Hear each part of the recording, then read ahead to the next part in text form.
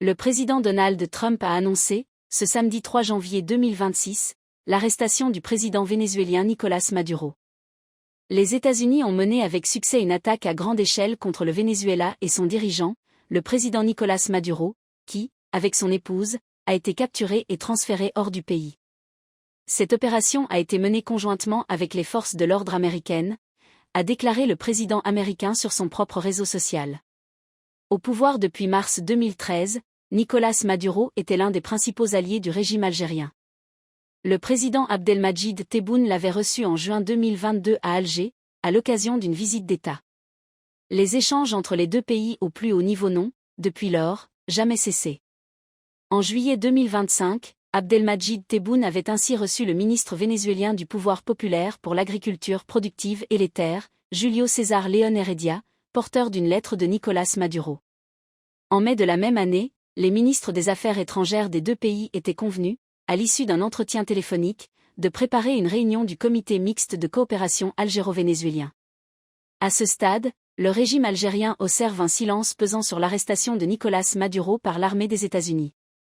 Le pouvoir en place à Alger se trouve dans une position particulièrement embarrassante. D'un côté, il mesure la perte d'un allié stratégique en Amérique du Sud, de l'autre, il se révèle incapable de condamner une opération militaire américaine.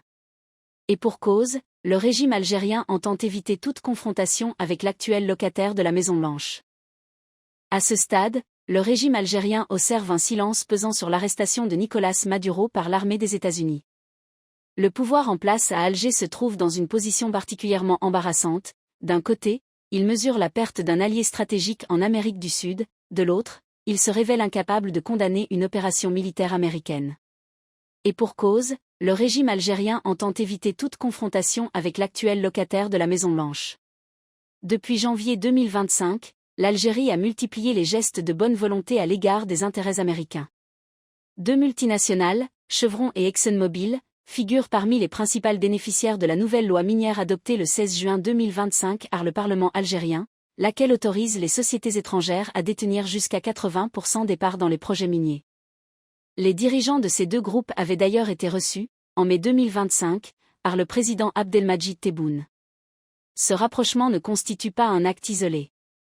En novembre 2025, l'Algérie a mis sous cloche son soutien traditionnel aux factions palestiniennes, telles que le Hamas et le Djihad islamique, en votant au Conseil de sécurité en faveur du plan de paix de Trump pour Gaza. Cette feuille de route prévoit notamment le désarmement de ces milices armées. Dans ce contexte, l'arrestation de Nicolás Maduro pourrait représenter une opportunité pour le mouvement pour l'autodétermination de la Kabylie, MAK, susceptible de nouer des contacts avec les nouvelles autorités vénézuéliennes, peu enclines à ménager les susceptibilités du régime algérien.